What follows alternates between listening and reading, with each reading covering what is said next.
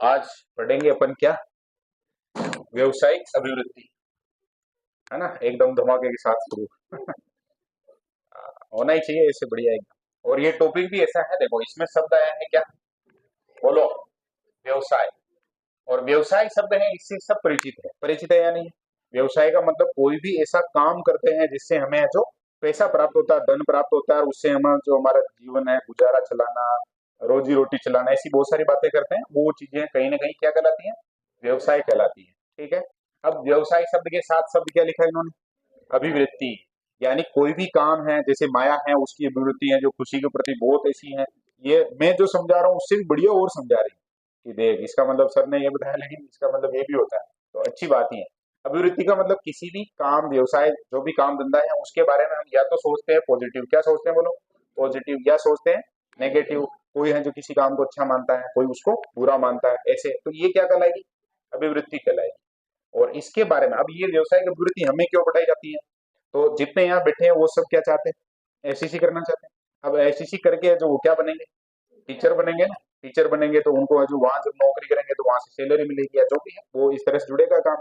तो अब जो शिक्षण व्यवसाय है वो आप कर रहे हैं, आप टीचर बन गए हैं, आप स्कूल में जा रहे हैं, पढ़ा रहे हैं वहां, तो शिक्षण के प्रति आपकी अभिवृत्ति कैसी होनी चाहिए, सकारात्मक होनी चाहिए, पॉजिटिव होनी चाहिए। बस यही चीज इस पाठ में अपने को सीखनी है ना, इस अध्याय में, व्यवसायिक अभिवृत्ति वाले में, कि हमारे में कैसे कैसे गुण होने चाहिए। जब आप शिक्षण करवा रहे हैं तो आपकी क्या जिम्मेदारियां हैं, एक बढ़िया शिक्षक है उसके अंदर कैसी कैसी विशेषताएं होनी चाहिए, किन चीजों से बचना चाहिए, किन पर ज्यादा ध्यान देना चाहिए।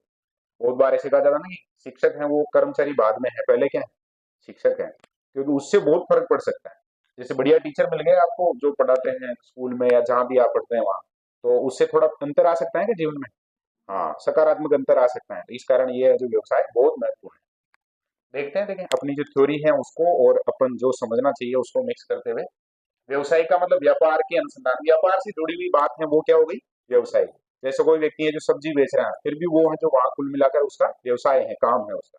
आ गई क्या बात समझ में। कोई कपड़े बना रहा है वो भी है, कोई एग्रीकल्चर से जुड़ा हुआ है तो कृषि उसका क्या है, व्यवसाय है, उससे उसको रोजी रोटी मिलती है। रेत बेचने वाले भी उनका वो क्या है, हाँ, ये सोच सकते हैं, कुल मिलाकर उनको लगता है कि आप पैसा ज्यादा कमा सकते हैं, अपन तो बेच रहे हैं वो। अभिवृत्ति का मतलब क्या समझेंगे, अभी बात की हमने, हमारा जो दृष्टिकोण है उसको क्या कहेंगे, अभिवृत्ति कहेंगे। किसी मनोवैज्ञानिक विषय, अब मनोवैज्ञानिक विषय में क्या चीजें हो सकती हैं, कोई व्यक्ति हो सकता है, वस्तु समूह, विचार, स्थिति, या कुछ भी धंधा वगैरह जो भी है, उसके मन में हमारे जो विचार हैं वो सकारात्मक या कैसे हो सकते हैं, नकारात्मक हो सकते हैं, उसको हम कहेंगे क्या, अभिवृत्ति। तो व्यवसाय का मतलब समझ गए, व्यवसाय से जुड़े हुए। और अभिवृत्ति का मतलब समझ गए हम, किसी भी चीज के प्रति हमारा दृष्टिकोण वो कैसा कैसा हो सकता है, सकारात्मक हो सकता है और नकारात्मक हो सकता है। अब विद्वानों ने खूब बढ़िया बढ़िया परिभाषाएं दे रखी है, अपने जो विद्वानों वाली थोड़ी समस्या आती है, बाकी कहीं समस्या नहीं आएगी। आलपोर्ट क्या कह रहे हैं, आलपोर्ट का नाम सुना क्या, 17,000 से भी ज्यादा तो इन्होंने शील गुण बता रखे हैं कि व्यक्ति में इतने गुण होते हैं, 17,000 गुण बता रखे हैं। अपन 17,000 गुणे मतलब वो उनको चेक करेंगे, गिनेंगे, तब तक तो दिन निकल जाएंगे वो। अभिवृत्ति प्रत्युत्तर देने की वह मानसिक और स्नायु तत्परताओं से संबंधित अवस्था है जो अनुभव द्वारा संगठित होती है, जिसके व्यवहार पर निर्देशात्मक और गत्यात्मक प्रभाव पड़ता है। यानी आप किसी भी चीज के बारे में सकारात्मक या नकारात्मक सोचते हैं, उसका उस चीज पर बहुत प्रभाव पड़ेगा, आपके जीवन पर बहुत प्रभाव पड़ेगा। कैसे, कोई व्यवसाय आप कर रहे हैं लेकिन उसके बारे में आपके दिमाग में नकारात्मक धारणा है, तो कभी भी आप वो काम करते समय खुश नहीं रह पाएंगे। सही है क्या, उसको गाँव में कहते हैं माथा ठोक से काम करना, है ना। तो कुछ चोट लग जाएगी, कुछ ऐसा हो जाएगा, और प्रॉपर रिजल्ट जैसा हम आउटकम चाहते हैं वो प्रॉपर नहीं मिलेगा। आप किसी जैसे कोई व्यक्ति है जिसने आपको नियोजित कर रखा है, तो वो आपसे खपा रहेगा, आपकी सैलरी नहीं बढ़ाएगा, या ऐसी ऐसी बहुत सारी चीजें हैं जो इसमें जुड़ती हैं। वुडवर्थ क्या करें, अभिवृत्तियां मत, रुचि या उद्देश्य की थोड़ी बहुत स्थायी प्रवृत्तियां हैं। अस्थायी रूप से हमें जो किसी तरह का विचार रखते हैं, मत रखते हैं, या इंटरेस्ट लेते हैं, या कोई हमारा मकसद, जिनमें किसी प्रकार के पूर्व ज्ञान की प्रत्याशा और उचित प्रक्रिया की तत्परता निहित है। किसी चीज में अगर आपकी रुचि है ना, उसके बारे में आप अच्छा सोचते हैं, आपके सकारात्मक उद्देश्य है वहां पर, तो आप जो प्रॉपर वे में काम कर पाएंगे। थ्री मेन क्या करें, अभिवृत्ति किन्हीं परिस्थितियों, व्यक्तियों या वस्तुओं के प्रति संगत, या ढंग शब्द है ये, संगत ढंग से प्रतिक्रिया करने की स्वाभाविक तत्परता है। यानी नेचुरली आप जब वो काम होगा जिसके प्रति आप सकारात्मक है, तो बढ़िया से काम कर पाएंगे, और जिसके प्रति नकारात्मक है तो प्रॉपर वे में काम नहीं कर पाएंगे। जो व्यक्ति विशेष के द्वारा प्रतिक्रिया करने का विशेष ढंग होता है। कुछ लोग हैं जो आलोचना करते हैं, बहुत बार देखते हैं हम किसी व्यवसाय की आलोचना करते हैं, कुछ है जो उसको सकारात्मक तरीके से भी सोचते हैं। व्यवसायिक शिक्षा, अब व्यवसायिक शिक्षा क्या है जो देखो, अपने जैसे छठी क्लास में या 9वीं क्लास में शायद ऐसे होता है, इलेक्ट्रिक वाला कुछ ब्यूटी पार्लर का ऐसे कुछ कोर्स होते हैं, वो क्या है, व्यवसायिक शिक्षा है वो, उसको समझ सकते हैं अपन। वह शिक्षा जो व्यवसाय संचालन संबंधी जानकारी प्रदान करती है। अब जो इलेक्ट्रिक वाला सब्जेक्ट किसी ने ले रखा है तो उनको बताएंगे ना कि भाई ये आप जब भी कुछ रिपेयर कर रहे हैं तो आपको ये ध्यान रखना, इलेक्ट्रिसिटी है जो वो आपको कहीं नुकसान नहीं पहुंचा रही है, और भी जो भी बहुत ज्ञान मिलता है उसमें। व्यवसायिक शिक्षा कामगारों को दी जाने वाली शिक्षा है, प्रशिक्षण है। ज्यादातर इसको अपन शिक्षा से भी ज्यादा बेहतर शब्द इसके लिए क्या हो सकता है, प्रशिक्षण। एक तरीके से ट्रेनिंग दी जाती है कि ये आप इस तरह से काम करेंगे। इसकी उत्पत्ति कार्य प्रशिक्षण अथवा कार्य अभ्यास से मानी जाती है। इसी प्रकार की शिक्षा या प्रशिक्षण जिसमें कामगार भाग लेता है उसे क्या कहते हैं, बोलो, व्यवसायिक शिक्षा। व्यवसायिक शिक्षा समझ में आ गई क्या?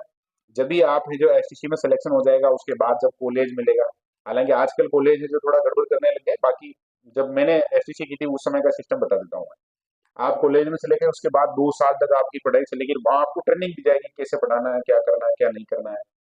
आ गई क्या बात समझ में? ये चीज है जो वहां पे है, जो कामगारी मान लो एक तरीके से काम कर रहे हैं तो वो व्यवसायिक शिक्षा है। और अपन जो एसटीसी करते हैं, बीएड करते हैं या जो भी है, तो वो एक तरीके से व्यवसायिक कोर्स में आता है ना। व्यवसायिक अभिवृद्धि का अर्थ समझो, जो व्यवहारिक गतिविधियों पर आधारित नौकरियों के लिए व्यक्तिगत रूप से तैयार करती है, आपको पर्सनली है जो किसी एक स्पेशल फील्ड में काम करने के लिए एबल बनाती है। व्यवसायिक पाठ्यक्रमों में मैकेनिक, वेल्डर, सिविल, अन्य नियोजन जैसे नौकरियों के लिए जो संदर्भित किया गया। कुल मिलाकर बहुत बार हम बातचीत करते हैं तो छोटी मोटी नौकरियां क्या हो सकती है, तो कोई मैकेनिक हो सकता है, सिविल इंजीनियर वगैरह हो सकते हैं, वेल्डिंग करने वाला भी कहीं ना कहीं उसका व्यवसाय है, उसको जोड़ दिया है, और भी जितनी नौकरियां हैं। व्यवसायिक अभिवृद्धि अपने व्यापार के प्रति निष्ठा को पॉजिटिव या नेगेटिव रखना होता है। अब बहुत बार होता है कि व्यवसाय में कुछ लोग ऐसे भी हो सकते हैं मजबूरी में काम कर रहे होता है क्या, अपने यहाँ डायलॉग बोला जाता है, मजबूरी का नाम बोलते हैं ना इसे। हाँ, तो कुछ इसका मतलब मजबूरी रहती है लोगों की।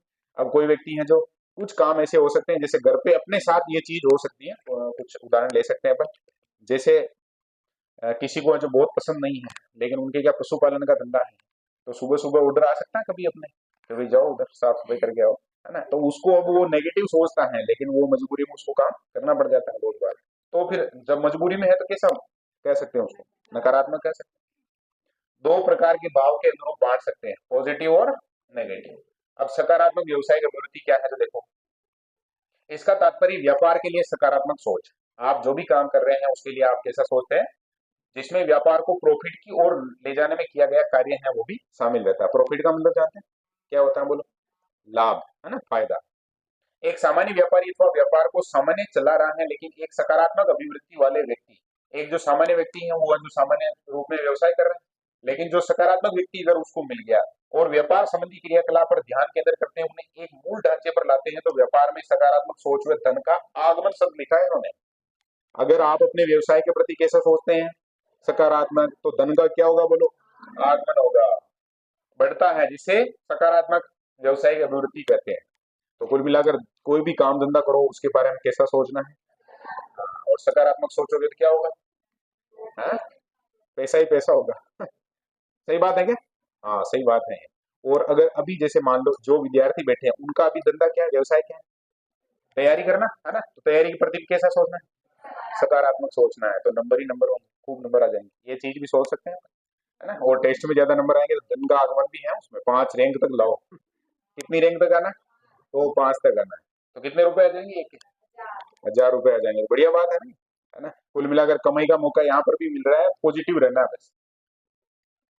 नकारात्मक व्यवसाय की प्रवृत्ति, इसका तात्पर्य, अब नकारात्मक में क्या चीजें होगी तो उसकी जस्ट उल्टी हो जाएगी, वहां जो पैसे आ रहे हैं रिया क्या हो जाएगा, नुकसान हो जाएगा, लॉस में चले जाओगे। इसका तात्पर्य व्यापार के लिए नकारात्मक सोच से है, व्यापार को लॉस की ओर ले जाने वाला काम शामिल। जैसे एक मछली सारे पानी को गंदा कर देती है, व्यापार में सामान्य चलते और कोई नकारात्मक व्यक्ति आकर अपने वृत्ति सोच का प्रभाव डालता है, तो व्यापार में भी नकारात्मकता का भाव उत्पन्न होता है, जिससे व्यापार में क्या शुरू हो जाता है, लॉस आना शुरू हो जाता है। अब समझ में आई क्या बात थोड़ी बहुत, व्यवसाय की वृद्धि का मतलब समझ में आ गया, व्यवसाय के प्रति अच्छा या बुरा सोचना, और उसमें पॉजिटिव सोचना अच्छी बात है, नेगेटिव सोचना है तो उसका रिजल्ट भी भुगतना पड़ेगा फिर, है ना। शिक्षक होने के फलस्वरूप प्रत्येक अध्यापक से ये अपेक्षा की जाती है कि वह शैक्षिक, नैतिक, मर्यादित एवं सैद्धांतिक गुणों के प्रति कैसा रहे, ईमानदार रहे।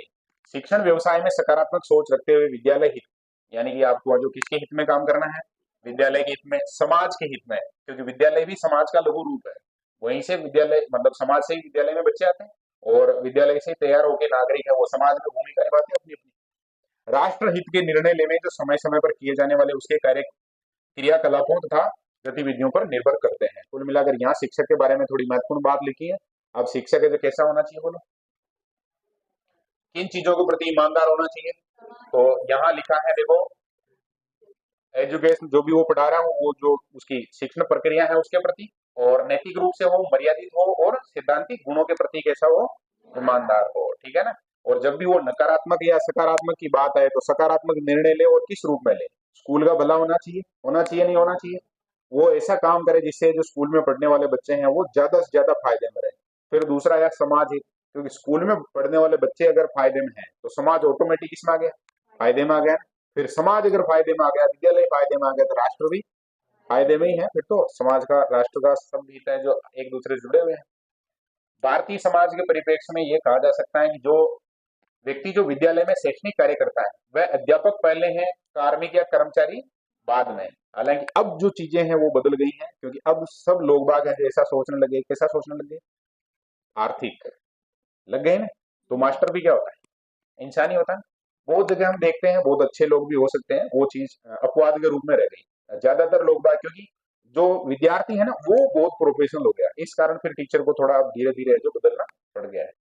बाकी अपने यहाँ माना जाता है कि वो जो शिक्षक पहले हैं और कर्मचारी बाद में है।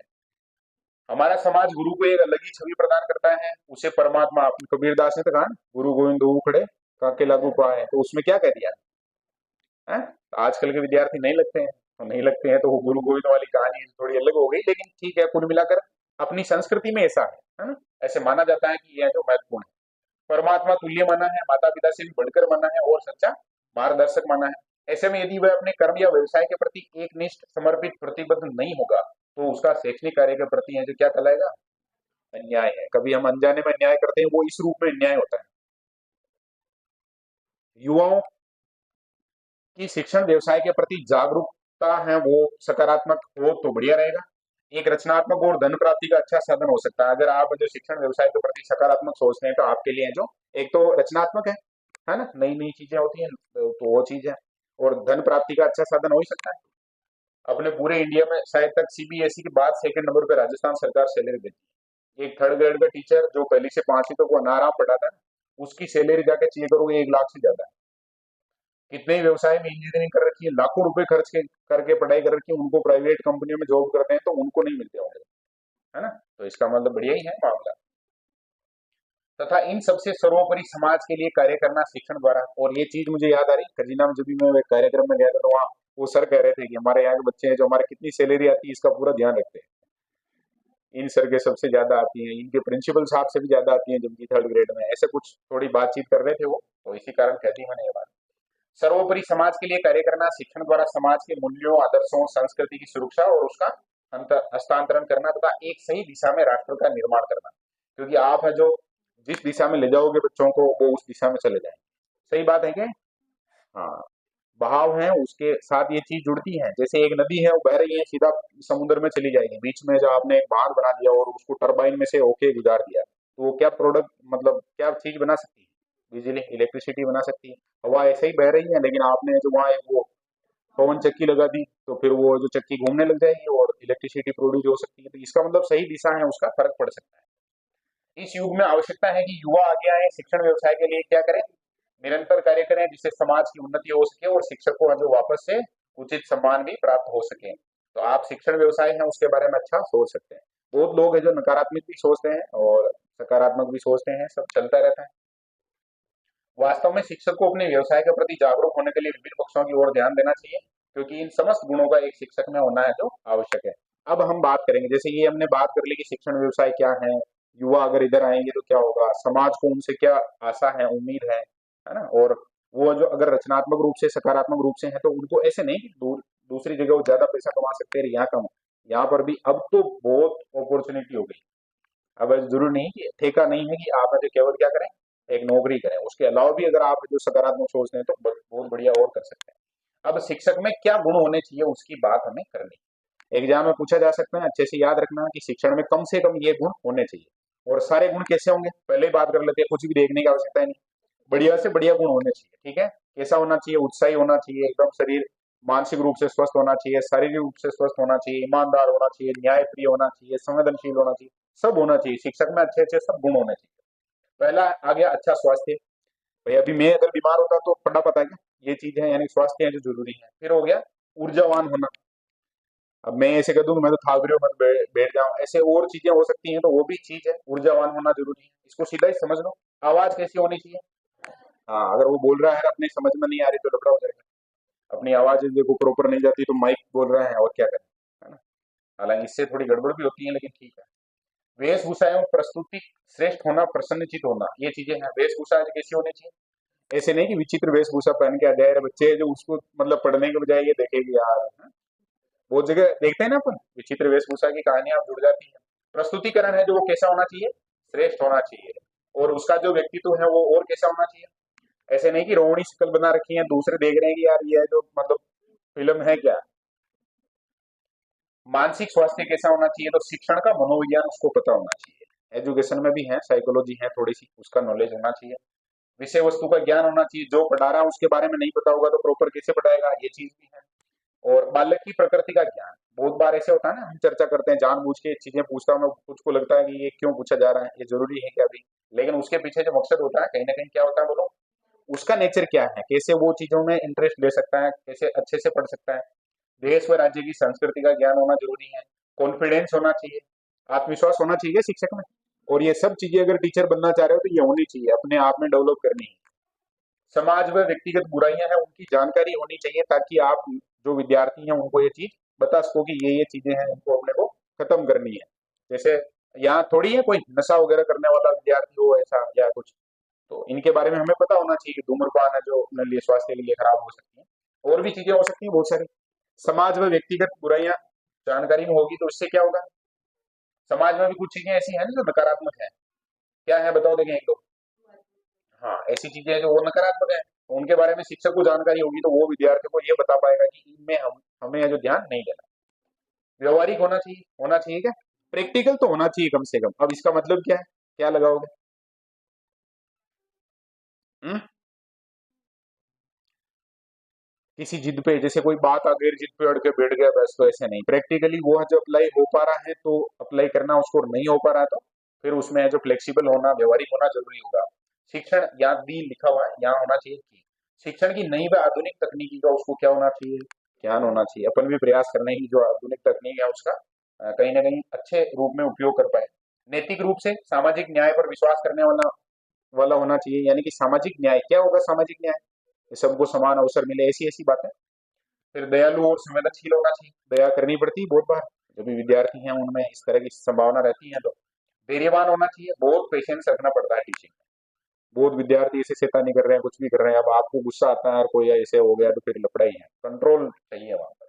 विनम्र होना चाहिए, निष्पक्षता होनी चाहिए। विद्यार्थियों में अगर भेदभाव करता है तो वो शिक्षक किसी काम का नहीं है। उच्च चरित्र वाला, है ना, करेक्टर भी उसका है जो ऐसा होना चाहिए कि प्रेरणा दे लोगों को। अन्य में अपन बात करें तो आशावादी होना चाहिए। होना चाहिए क्या? आशावादी का मतलब क्या बताओगे? थोड़ा सा उदाहरण देके कोई बता सकता है तो? आशावादी का मतलब क्या समझेंगे? बस, वो सिलेक्ट हो जाएगा या बढ़िया रिजल्ट आएगा तो इसको क्या कहेंगे बोलो? आशावादी। और विद्यार्थी को भी कैसा होना चाहिए? आशावादी होना चाहिए उसको भी, है ना। ऐसे नहीं कि आशा पास में बैठी इसलिए आशावादी, ऐसे नहीं। हाँ, कुछ ऐसे सोच लेते हैं कि यार आशा पे आशा का नाम आता है।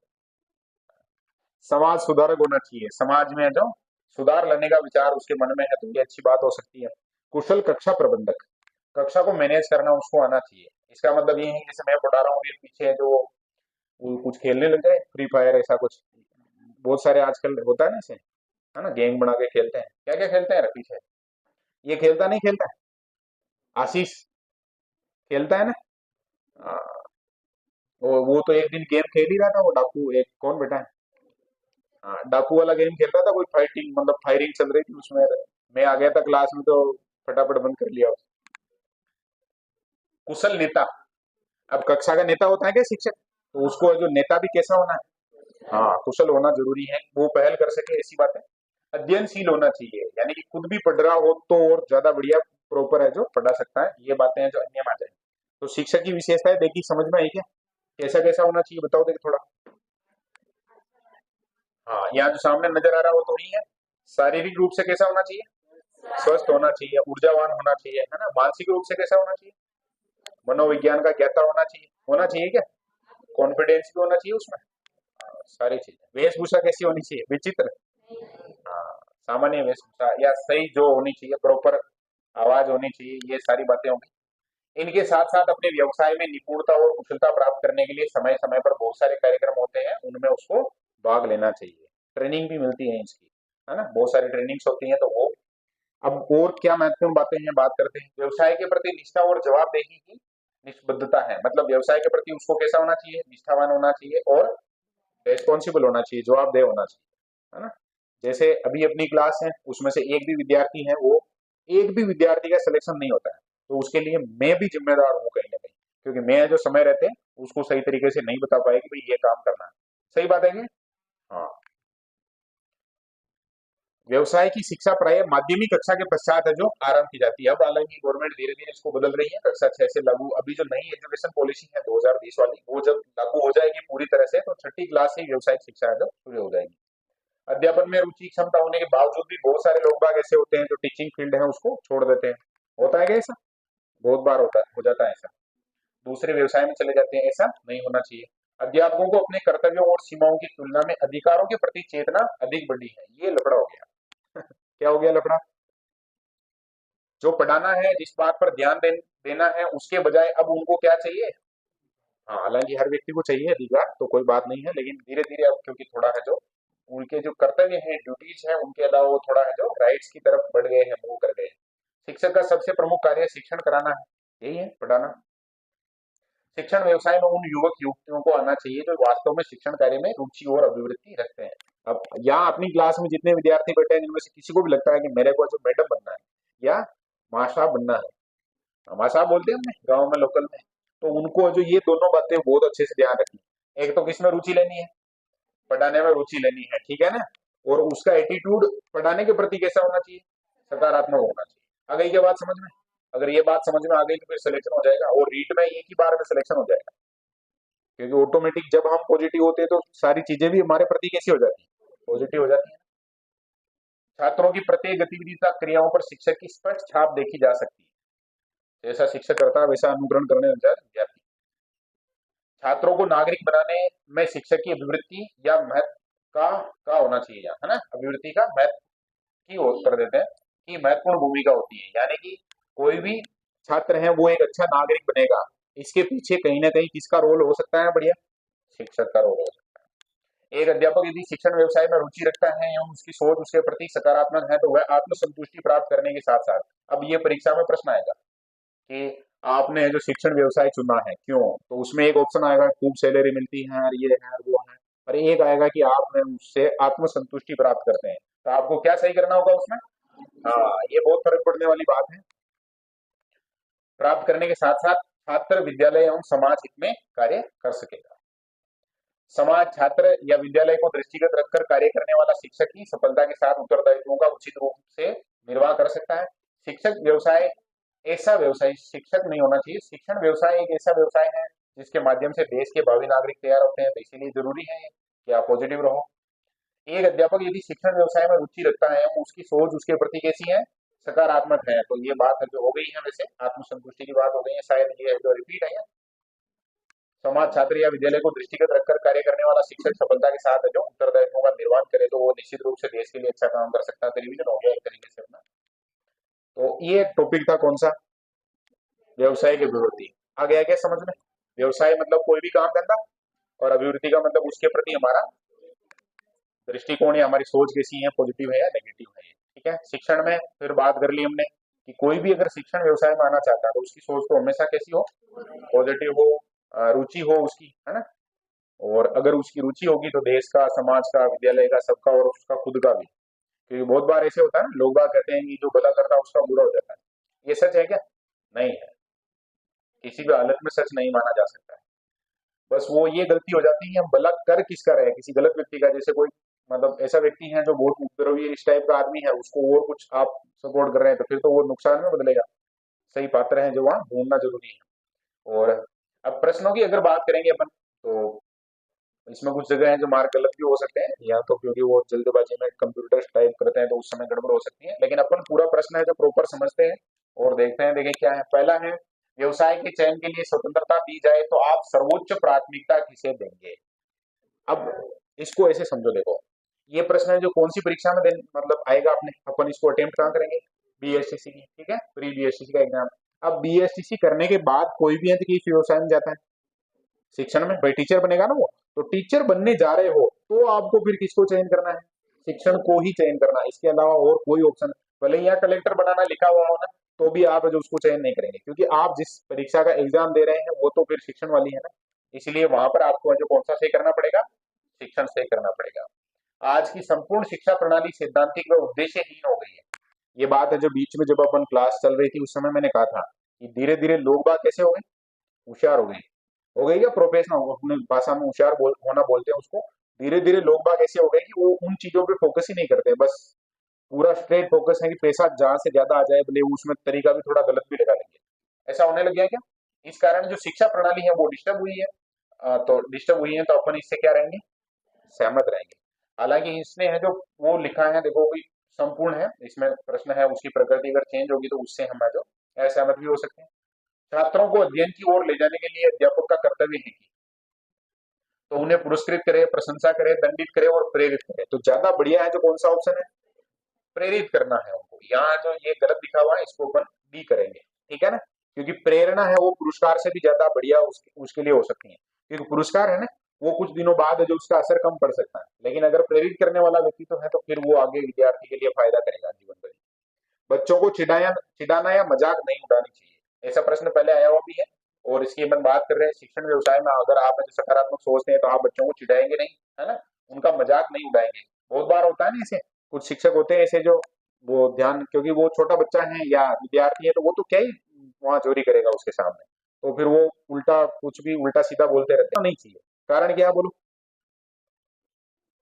अरे बोलो। जैसे कोई भी ऐसे नेता नगरी की ये फालतू की जो राजनीति की ऐसी बातें हैं, वो प्रयास किया जाना चाहिए कि कम से कम हो, क्योंकि कोई विद्यार्थी है वो उससे जुड़ा हुआ है तो फिर वो नकारात्मक सोच सकता है, ये चीज हो सकती है ना। अब उचित नहीं होता तो उचित तो नहीं है, ये भी सही है, लेकिन यहाँ 19-20 के फर्क में अपने को सही ऑप्शन तक जाना है। दूसरा है, छात्रों को आज्ञा पालन हेतु प्रेरित नहीं करना, यही सबसे मेन है। अगर आप किसी छात्र की मजाक उड़ा रहे हैं तो वो फिर आपकी बात क्यों मानेगा भाई? है, नहीं मानेगा ना। तो यही चीज है। और दूसरा ऑप्शन ही अपने को सही मानना है, इसमें सही कर लेना ना, बी सही है। अनुकूल नहीं होता, कुछ कह नहीं सकते, तो आपको कभी भी इस तरह का नेगेटिव आंसर देना नहीं है। अनुशासन को मनोवैज्ञानिक मानते हैं, अनुशासन है उसको मनोवैज्ञानिक क्या किस वे में लेते हैं? तो पहला हो गया जैसे दंड मिलने पर सही कार्य करेंगे, तो ऐसा मनोवैज्ञानिक कभी नहीं मान सकते। नियमों का पालन करना अच्छी बात ही है, लेकिन सी वाला ऑप्शन देखो, ये स्ट्रॉन्ग लग रहा है क्या? स्वतः ही नियमों का पालन करना है, यानी आप खुद से ही आपको पता है कि ये काम करना है, इस रूप में करना है और वही काम कर रहे हैं, तो बहुत बढ़िया, फिर कोई समस्या नहीं आएगी। व्यवसायिक निर्देशन के पश्चात एक बालक सक्षम होता है, अगर आपको जो व्यवसायिक रूप से निर्देशन मिला है, यानी कि आपको बताया गया है कि इस फील्ड में ये काम है, इस फील्ड में ये काम है, आपको कौन सा अच्छा लगता है, कौन सा बुरा लगता है, किसमें है जो कितना पैसा मिलेगा, क्या होगी, सारी चीजें आपको बता दी गई है। अब इससे आप हैं जो किस रूप में सक्षम हो जाएंगे? तो व्यवसाय प्राप्त करने में निश्चित रूप से हो सकता है, अभी सही है। दूसरा है व्यवसाय का चयन करने में, सबसे बढ़िया बात लग रही है क्या? अब आपको निर्देशन मिल गया तो अब आप इनमें से किसी एक को चयन कर पाएंगे, क्योंकि आपको सबके बारे में थोड़ी थोड़ी जानकारी हो गई है। विश्लेषण और निर्णय है, स्वतंत्र निर्णय भी लग रहा है ऐसा, लेकिन ज्यादा लग रहा है कि कौन सा सही होना चाहिए? व्यवसाय चयन, है ना। हालांकि स्वतंत्र निर्णय भी इसमें थोड़ा बहुत मैच कर रहा है, लेकिन वो 19-20 में, क्योंकि आपको व्यवसायिक निर्देशन मिला है इसीलिए आप व्यवसाय चयन की बात करनी पड़ेगी। किसी विद्यार्थी का अभिभावक जो आपके लिए अपरिचित है, कोई एक विद्यार्थी है और उसके माता पिता या कोई भी उसके गार्जियन है अपरिचित है, यानी आप उनको पहले जानते नहीं है, आपसे यदि घर पर मिलना चाहे तो शिक्षक के रूप में आप क्या करेंगे? उसे मना कर देंगे। अब आप सकारात्मक सोचते हैं तो ऐसा संभव नहीं है। दूसरा है, घर के बाहर खड़ा रखेंगे, ऐसा करना चाहिए क्या? तो गलत बात हो गई है। तो फिर है, उनका बैठक में स्वागत करोगे, सही है क्या? हाँ, और कह नहीं सकते, ये तो गलत बात है। और बैठक में स्वागत करोगे मतलब चाय पानी पिलाओगे, बातचीत करोगे, विद्यार्थी से संबंधित वो जो बात मतलब पूछना चाहेंगे तो उनको बताओगे प्रॉपर। ये हो गए इसके प्रश्न। साथ ही है प्रश्न तो वैसे अपन है जो 1000-1500 प्रश्न हल करने वाले हैं, कोई टेंशन लेनी नहीं, रोज का 50 क्वेश्चन का रहेगा जब सिलेबस हो जाएगा तो, है ना। वो वापस रिपीट आ गए वही सेम क्वेश्चन, है ना। उसका कोई मतलब नहीं। तो व्यवसायिक अभिवृत्ति समझ में आई क्या? एक नोट्स और है, जब रिवीजन की क्लास रहेगी तो उसमें हम नोट से देखेंगे। अभी थोड़ा सा एक ओवरव्यू अपने दिमाग में जो आना चाहिए था वो शायद तक क्लियर हुआ होगा सबका।